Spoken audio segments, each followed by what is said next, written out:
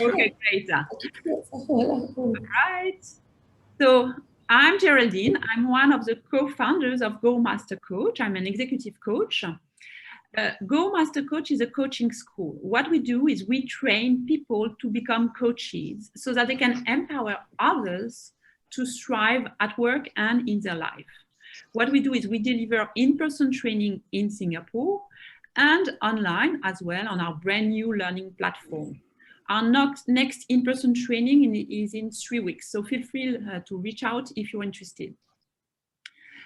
We strongly believe in the cascading ripple effect of coaching, and we have seen the magic of coaching on our clients. What we have seen as well recently is how people have been impacted by the COVID situation in their work and in their life. And we have seen how disorientating and confusing it could be for many of us. And that's the reason why we have decided to organize this event today, to help us understand a bit better what's ahead of us. Because we've seen how the pandemic has accelerated so many trends in terms of technology and working habits. And we believe it's the right time now, after a year, a bit more than a year of COVID, to step back and look at what the future of work means after such radical. So I'm very pleased to welcome 4 HR leaders to discuss about 3 topics. The first one is about skills. What are the skills we are looking for now, and what the skills we need to develop in the next decade to stay relevant? Second topic is about the workplace. So how are we going to work in the next 12 months? And what is our vision of the workplace for the next decade? And the third topic, it's about the role of HR and coaches in shaping the future of work. So we're going to discuss that for roughly 40 minutes, and then we're going to organize some networking opportunities, and we will organize some breakout rooms. So you will have the opportunity to network. Okay, so now let me introduce our 4 inspiring guests. So Abhilasha Krishnan, welcome. So Abhilasha is the Human Resource Director of Southeast Asia for Diageo. She's a strategic and business-oriented HR leader with an experience in multicultural, fast-paced environments across APAC. She's also a coach, an executive coach, with a focus on leading with purpose and congruence. Her mission is to strive to influence the white spaces between organizational boxes and unlock enterprise performance. I really like this sentence. Now, let me introduce Mukta. Mukta serves as an APAC regional head of human resources of Société Générale. According to her LinkedIn profile, she's been with Société Générale for 15 years, yesterday, right? She has more than 23 years of experience as an HR. She's passionate about creating innovative HR solutions for global companies.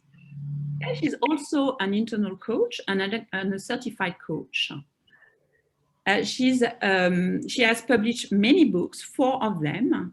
Feel free to reach out if you know more about her books. She's based in Hong Kong and she's fluent in English and Hindi. Cedric, welcome Cedric. Cedric is currently the VP of Human Resources in Middle East Asia for Valorec. He's a global executive leader driving successful transformation in complex organizations with 17 years of experience in manufacturing, human resources, project management, and controlling in automotive and oil and gas industries. He's also a team coach and mentor, developing people for success. And we are very pleased to have him in our Go Master Coach certification program. And last but not least, Iker Urrutia. So Iker is Spanish. He lived in the UK, in France, and in Singapore since 2 years, yes. Is now in charge of, is the HR Director of Corporate Services APAC for Sodexo. Is also an ICF certified coach. Is totally passionate about the future of work, people development, and coaching. He writes about his ideas on how to build a more human future of work on his personal blog. And Phong, if you can share his personal blog so that people can look at it. So welcome, I'm extremely pleased to be with you today. Thank you for accepting our invitation. Now let's start. Are you ready for the future of work? So let me ask you our first question. It's regarding skills. So what I want to know, and we want to know, what skills are you looking for now? And what skills do we need to develop in the next decade to stay relevant? So let's start. Who wants to start? Abi, maybe? Mukta, Mukta. Okay. Yeah, I can take this. For us, for those of you who do not know about Societe Generale, we are a universal bank and an APAC corporate and investment bank. For us, the skills that were traditional, in banking, we have added on to that. And for all of us, actually, what we are focusing on for future is on data literacy. So, which is not a surprise to anybody, but I think more for banks, I think it's going to be really important. And also the tech savviness part, which is really very important. And we saw last year that if people were not tech savvy, then we would not have really, done anything in our business. So this is quite important for us. In addition to that, what we are also looking at some of the skills which are more on flexibility and adaptability. And this is something, again, that there's no rocket science and it's not a surprise to anybody. And what we have also started looking at is the emotional intelligence part, which was always there, but maybe much more for people now in banking. That's what we'll be looking at. Yeah. Thank you, Mukta. Who wants to go next? I can go next. Yes, thank you. The last 1 year, so a little bit about Diageo first. So Diageo is a consumer goods organization, and our purpose is to celebrate life every day, everywhere. And for us, moments when people gather to celebrate is a big deal.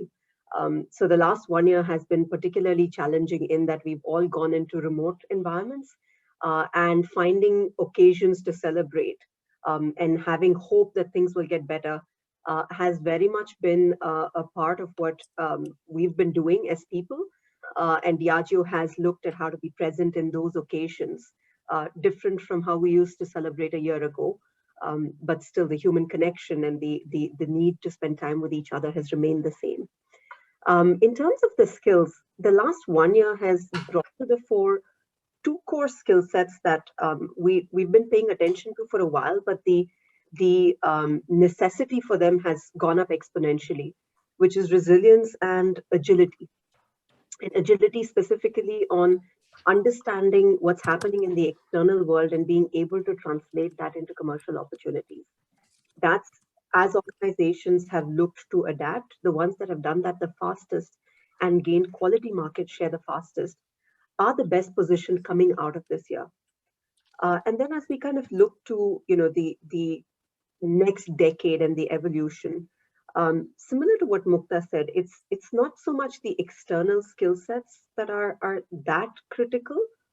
The one that we're really focusing in on is the internal part, specifically as leaders from every seat. Organizations are getting exceedingly complex. There are more matrix setups everywhere. And in every seat that you're in, you are leading much more complex projects and project-like work. So sitting in that seat, how aware are you of how you manage your emotional energy, how to get the best out of yourself, and how to inspire and get the best out of your team? That starts to become quite critical. So skill sets that are oriented towards unlocking personal performance, unlocking organizational performance, and doing it in a sustainable way. That's what we're looking for our leaders. Thank you very much, Abhilasha. Iker, you want to share? Yeah. So in Sodexo, well, we are global leaders of facility management, and obviously each of the industries will have different technical skill set that we'll be looking for today. So facility management, we are delivering services to people. We are a people company, and of course the people skills, the social skills are very important for us today. I think I would like to focus more my response on the future competencies of the leaders. No, we will need in the next decade, as you said. I think the future of work, nobody can predict what the workplace would look like in 10 years' time, but there are some trends that we can see how we will be shaping that future.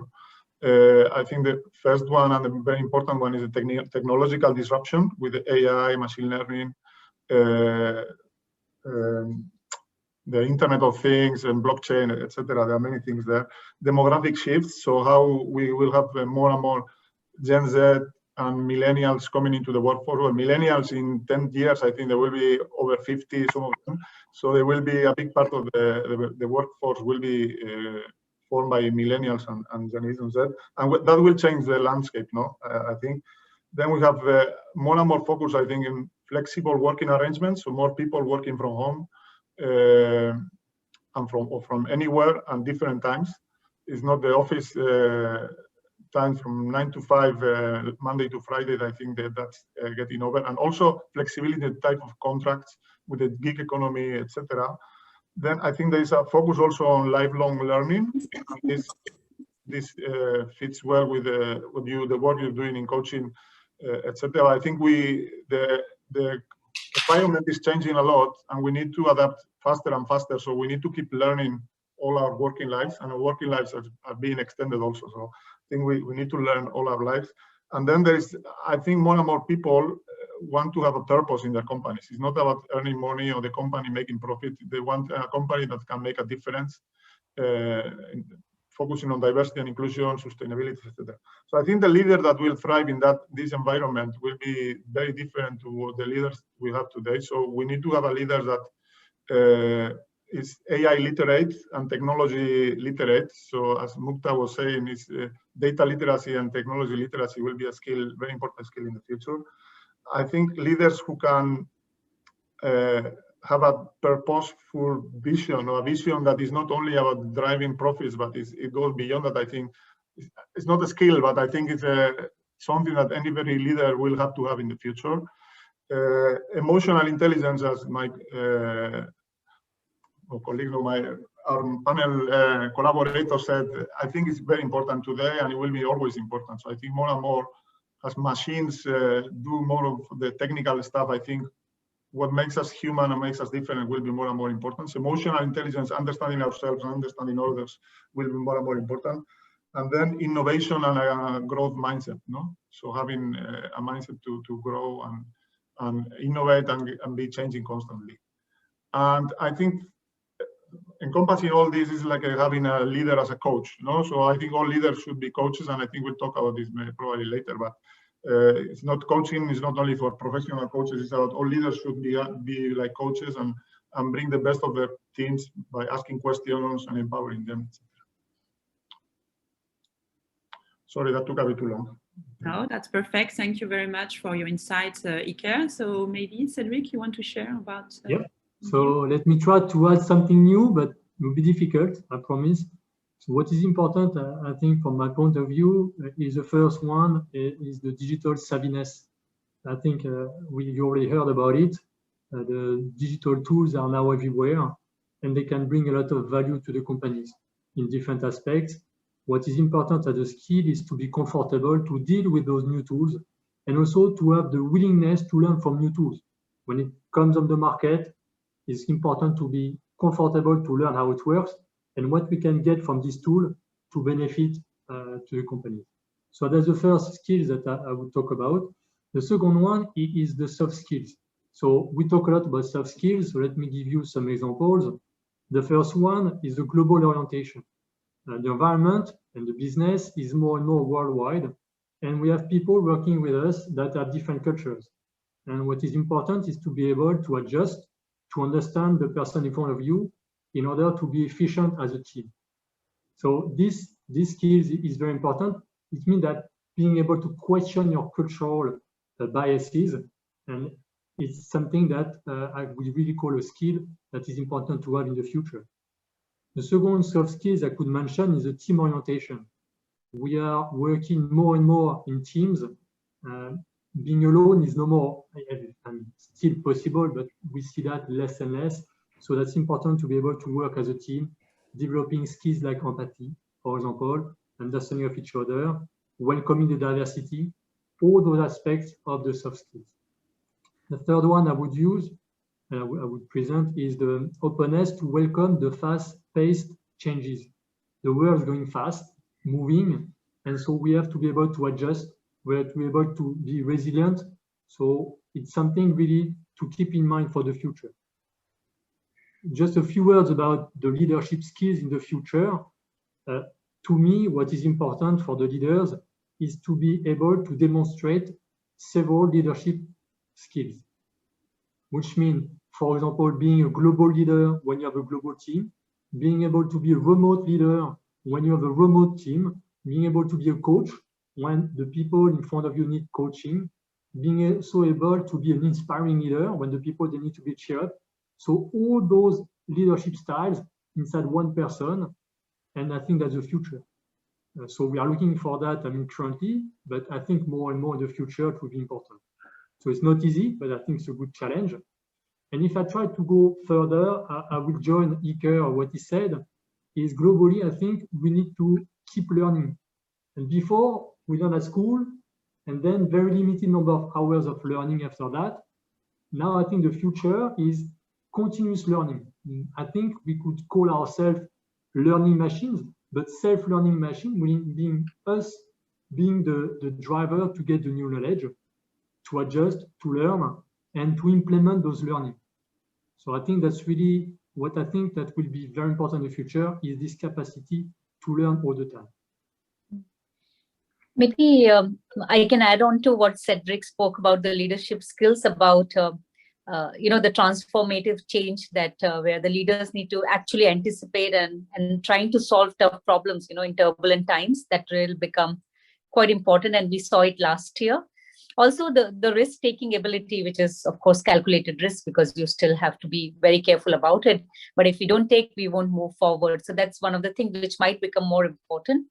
And really disrupting, themselves. So Iker spoke about, the innovation and the creativity, and it's really, really questioning ourselves whether what the status quo is really working or not, and disrupting, and then creating something out of it. I think that's what I think is quite important for future leaders. I will just throw a provocation out for us, as a profession here. As much as we are talking about the leader of the future, it might be worth thinking about leading as a verb, because it is the system that will generate the results. And that leadership might be a distributed leadership that rests across a team rather than in any one single person. And we're seeing that more and more in how organizations are set up, in how we make decisions internally. And that might be something that, in my view at least, that will come more into being, that teams make decisions rather than individuals. And therefore, the skill sets could be seen as team skill sets. Thank you. Completely agree. Completely agree with this. What Cedric also mentioned, that I think. Thank you for your insights, and that's very, very interesting. Please feel free to ask any question in the chat. We are happy to take some of them and ask our speakers to answer. Do we have any question? No. So thank you very much for this sharing. So what we understand, we need to be more tech savvy to develop our tech literacy, to develop EQ, more flexibility, adaptability, to learn and keep on learning, and to empower our team, to coach our team to delegate more tasks, but also more leadership, from what I'm understanding. So yes, EQ, team orientation, being more open, and embracing coaching. Do we have a question in the chat? Okay, who holds the team accountable? Any questions for our leaders, HR leaders? Okay, so Faith is asking, are there any engagement activities that you have done? Sorry, yeah, that you have done and was proven successful in this virtual work environment? Okay, are there any engagement activities that you have done and was proven successful in this virtual work environment? So maybe we'll keep this question for the next topic. Okay, so let's move to the second topic. Unless you want to add something now. Maybe I'll just quickly address Ritu's point. Okay. Her question is any recommendation on system enhancers that can be leveraged. I go back to what Iker said, purpose. It is the biggest leverage that you can have in teams. When a team is committed behind a single purpose, that is where, personally, that's where I have seen the biggest unlocks happen. And the second one is on inclusion. When a team experiences true inclusion within that team and everybody feels safe to contribute, those are the two instances in which I have really seen the leverage in terms of the team capacity go up. Mm-hmm.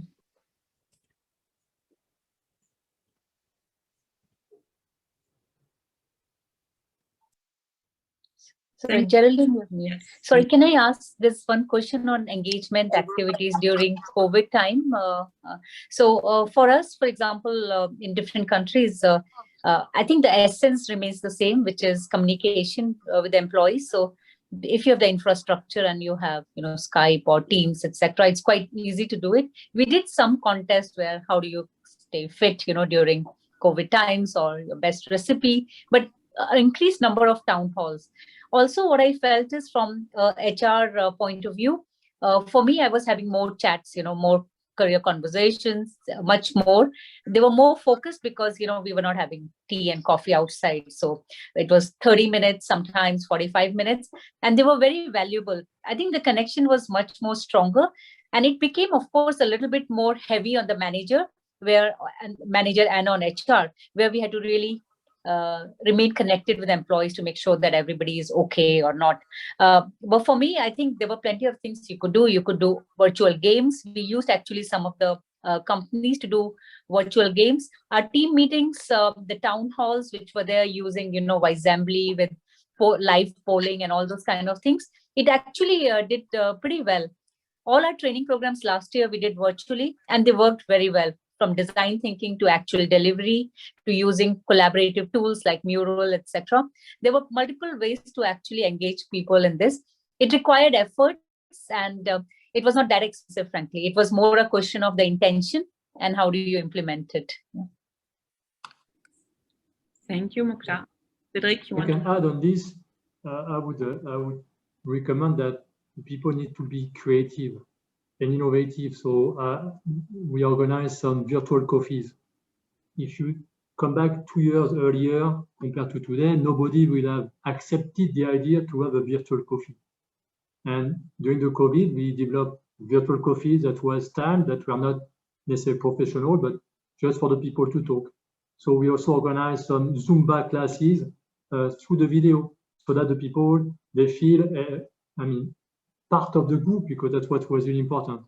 On top of that, as Mukta said, all the professional meetings, encouraging the people to have day-to-day, one-to-one, in order to feel part of this group, to have all what we call town hall meetings in order to bring the information to the people so that they don't feel left alone.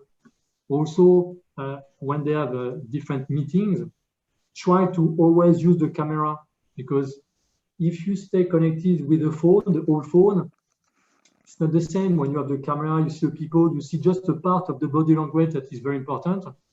And so if you add all those ideas, it will create a feeling to be part of a group. And I think when we are living this situation with the COVID, feeling part of a group is important. And what I heard that made me very happy as an HR, people told me that they really like their teammates, and they wanted to see more their colleagues. And I think that's something that is very important, is to keep this human relationship despite the remote system.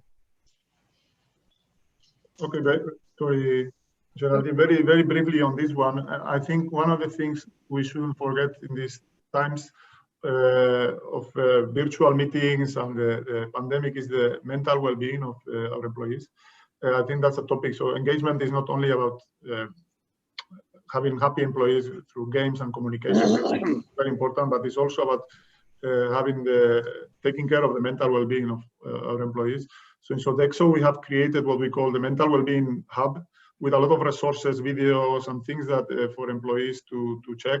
Then we do have a webinar every 2 weeks with different topics about mindfulness, yoga, etc. And then we do have competitions also about people sharing videos of doing something healthy and these kind of things. So at the end, it's having mental well-being and health as a topic in which we talk, we give tips, etc., and it's always in the mind of everybody.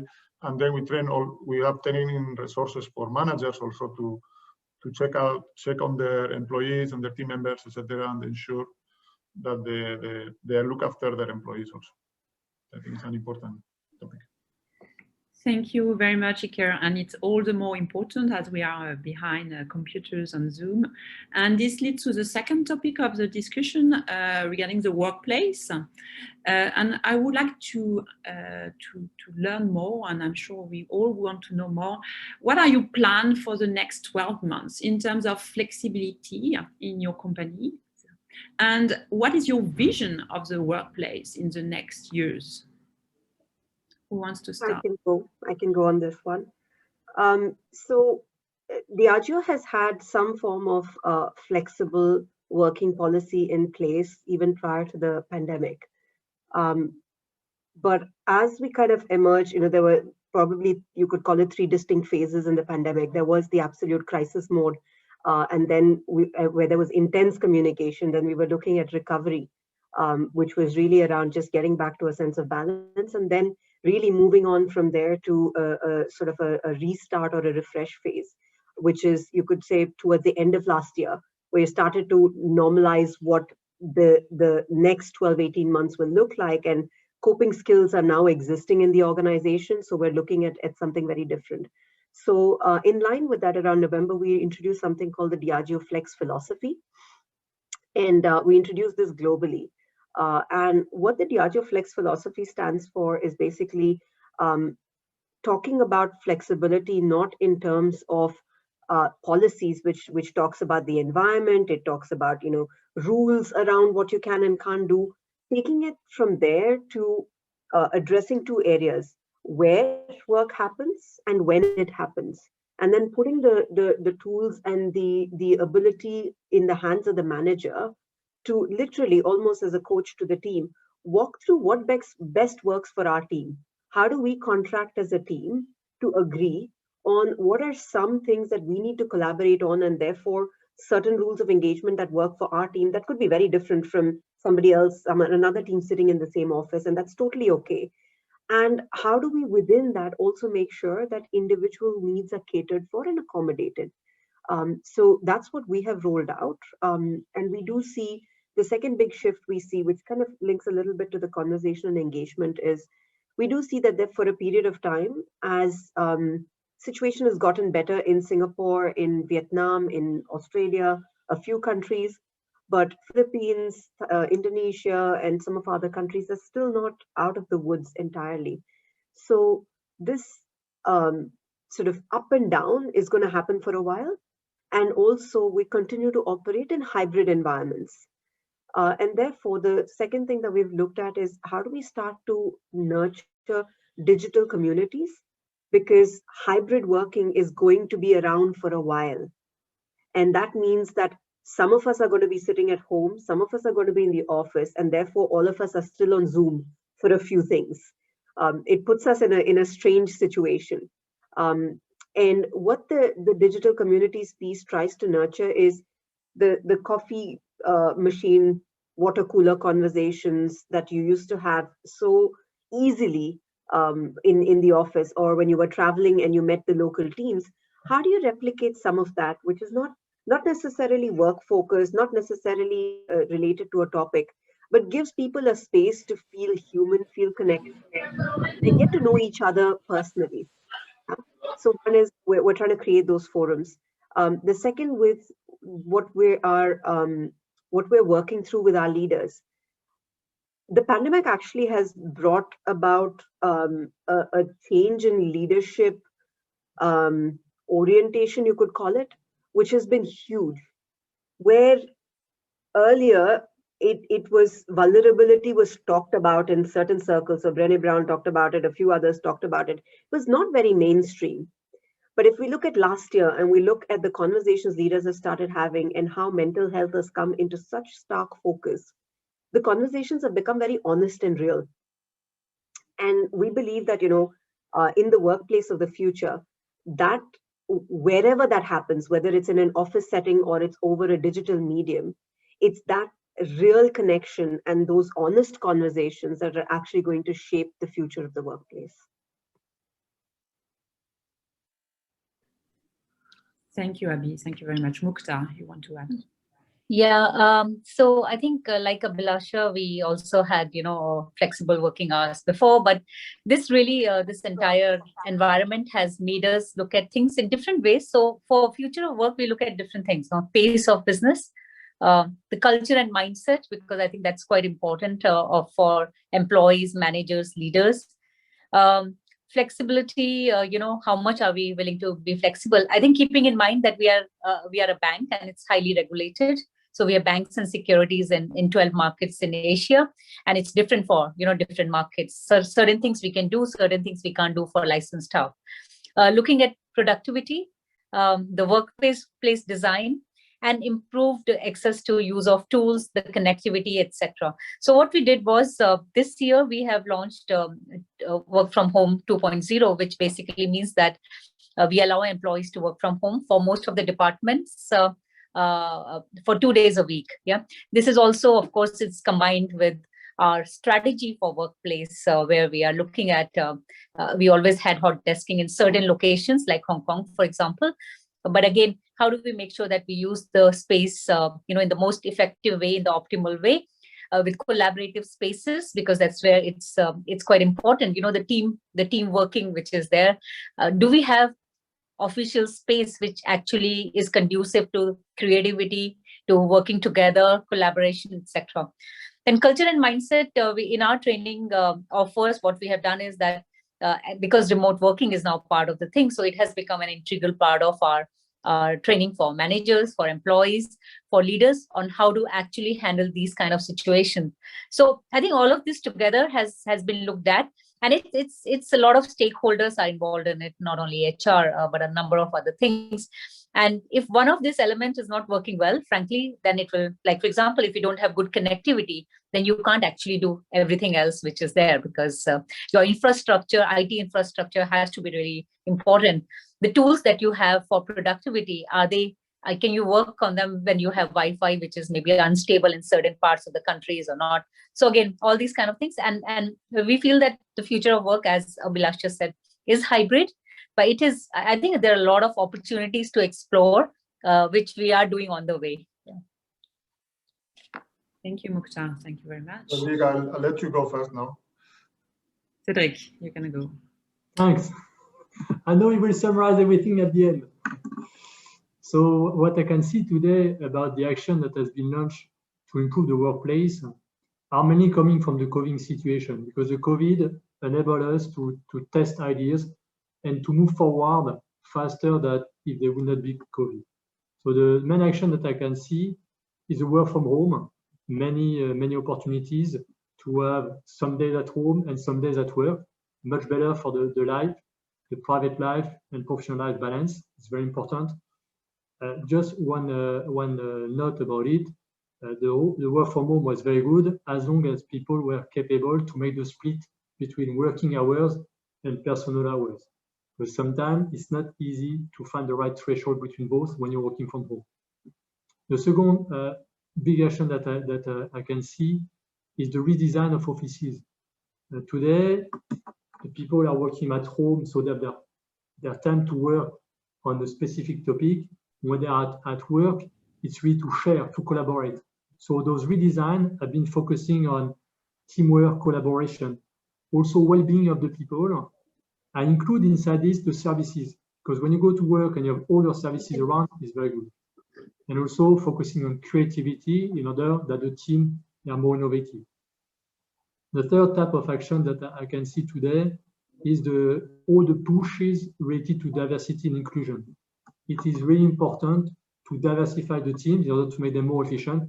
And today there are many actions in order to improve the situation, which is very good. So that's what I can see today. For the future, what I see, that's my personal feeling, we see hybrid models, work from home and office spaces. I really believe in the human contact, the human relationship. And I think that those workplaces will be important because it will be an opportunity for everybody to be inside a group and to work as a team. So I see those hybrid models, but those hybrid models, I think they will have to be able to adjust themselves to the expectation of the employees. The company will have to become, and we see already this move today, what we call an employer of choice, which means that we will want our employee to be happy to come and work for us. So that's an important, concept. And so in order to be able to fulfill those expectations, we'll have to be able to adjust ourselves all the time that is needed. And one of the difficulties will be to offer a workplace that will fit to all the different people, all the different generations. But I think that's something we'll be able to overcome in the future. Thank you very much. There's not much else to add, but I'll try to not to repeat what my partner said. I think the future will be hybrid because there are advantages of going both to the office and working from home. However, not for everybody. I think in Sodexo, we have more than 400,000 employees worldwide. 97% more or less, they are frontline employees delivering services on site, our client sites. So they're doing cleaning, cooking, reception, maintenance. You cannot do those services from home. So obviously most of our employees, when the sites are open, and in COVID, many of them were closed. When the sites are open, they have to work from the client site. And I think there are many employees in the workforce that cannot work from home. But for those that can work from home, they have an office job like us.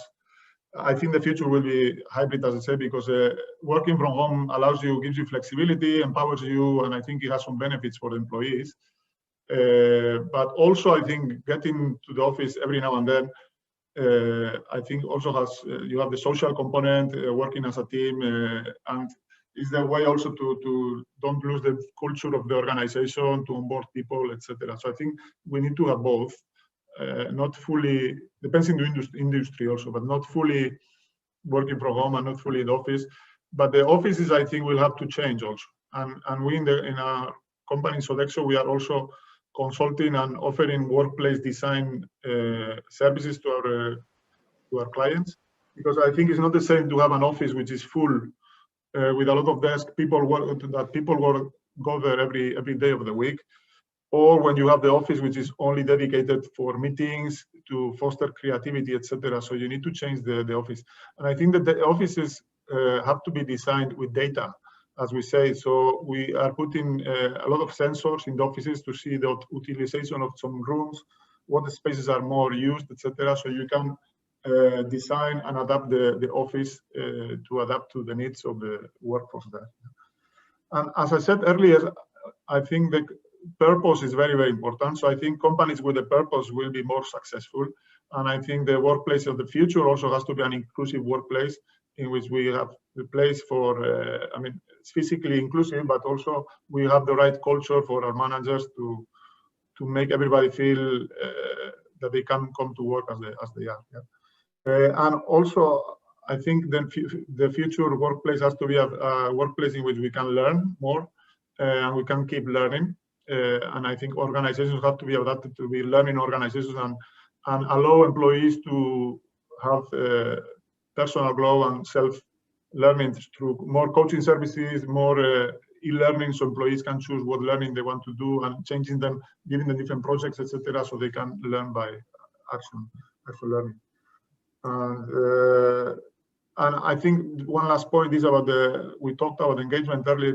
I think is the whole employee experience is very important, how we do the whole employee experience. And now that we'll have a hybrid model to ensure that the employee experience is the same or similar or it goes in the same lines when employees come to the office or when they work from home, and how we keep them engaged and having a similar experience in both environments. I think that will be key also. Thank you very much, Iker.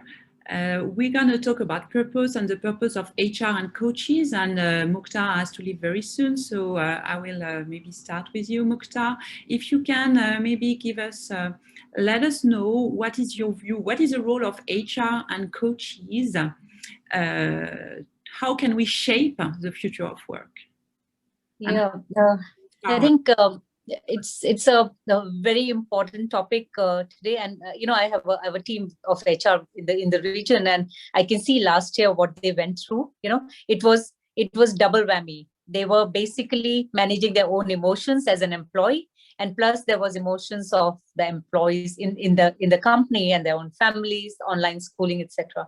So for me, I think the role of HR is important, because as I can see in the future, it is becoming, the organizations are becoming more employee-led. You know, what employees want is something which employers will be catering to.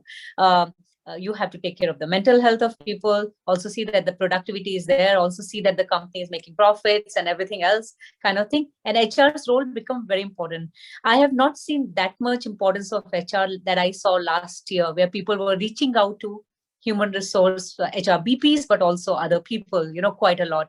And I see the role of HR as coaches, and also helping the managers to become coaches. You know, for us, for example, I think that everybody, actually all the employees should have an executive coach if the budgets can afford it, because we all need somebody as a sounding board. We all need somebody to help us, you know, guide through when we are in turbulent times, etc. For me, the role of HR really is important, and that's why the skills that they need in future, like what we spoke about, you know, the transformative change leader, resilience, we talk about emotional intelligence.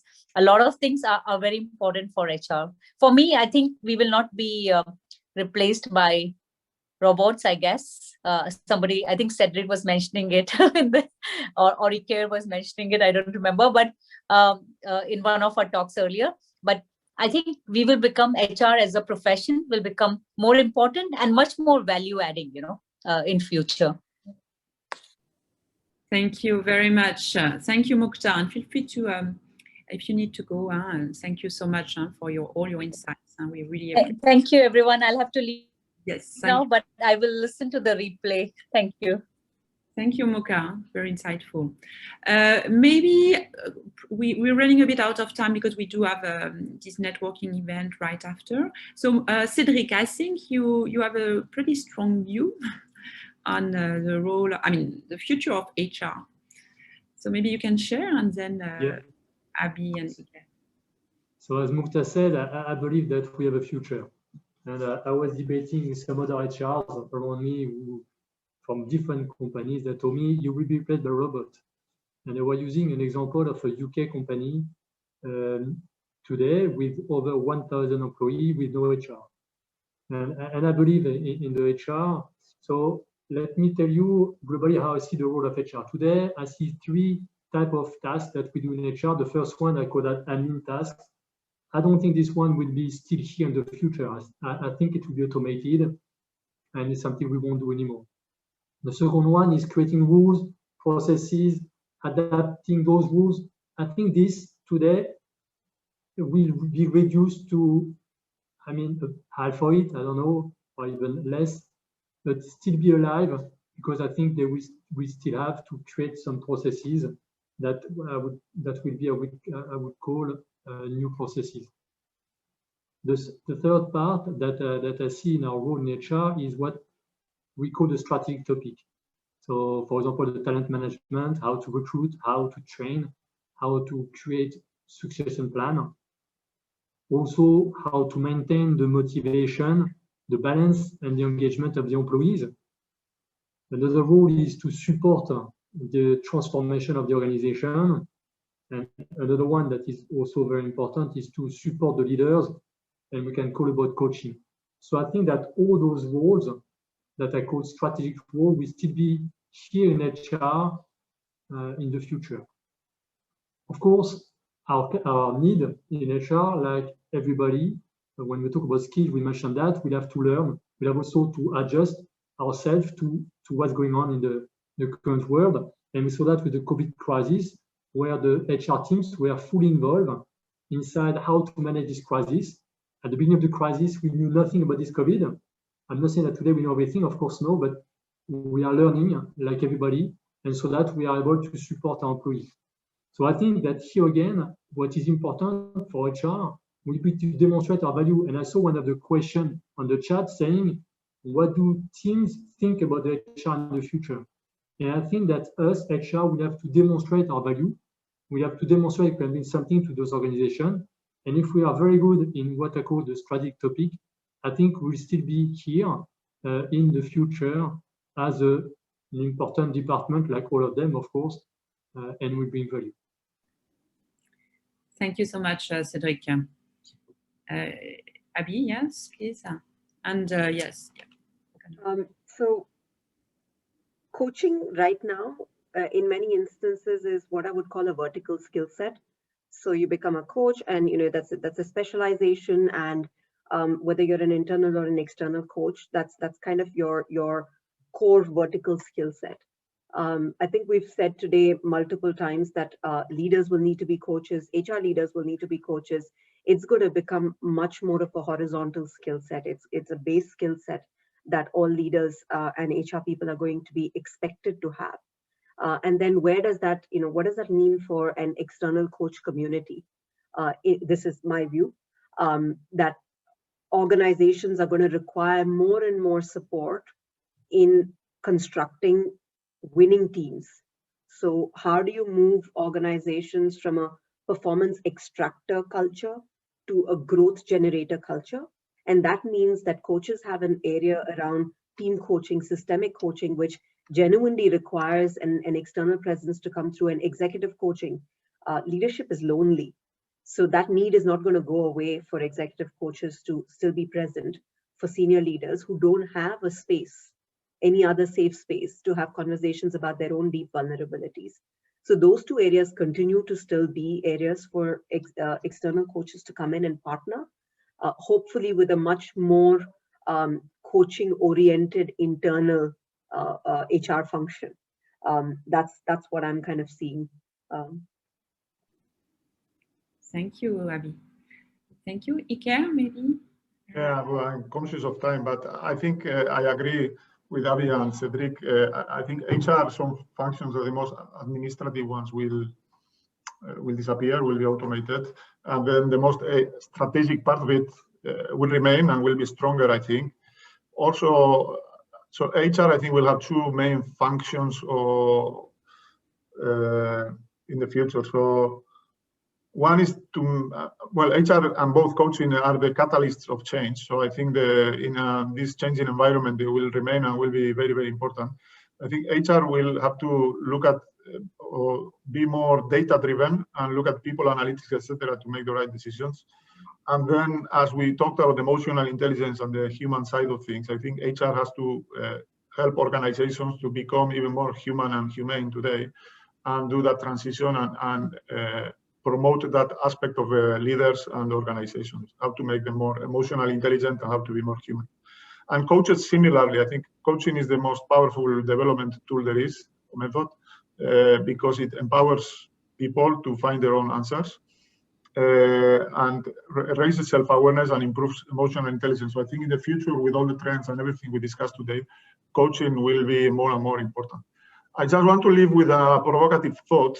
We talk about AI automation. Will the role of the coach be automated one day? Will there be a robo coach?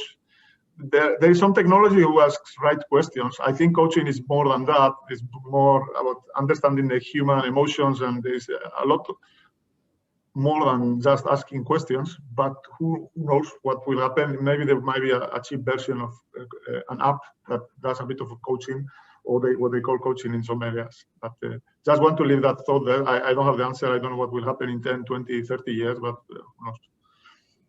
Thank you very much, Iker. And I can't miss this opportunity to say that Go Master Coach, we have this application software, and we do also coaching, individual human coaching. And that was not prepared. Thank you so much. Thank you, a big thank you to you guys, Abhilasha, Iker, Cedric, and thanks to everybody for being actively engaged during this conversation. So we recorded it and we will share it later on for those who couldn't attend the full session. Now we're going to organize for those who wants to meet some people a very short breakout room. So please feel free to stay and to leave. We'll organize breakout rooms so that you can share your insights and what you have learned today. So thanks everybody and see you very soon. And we will keep on organizing events such as this one.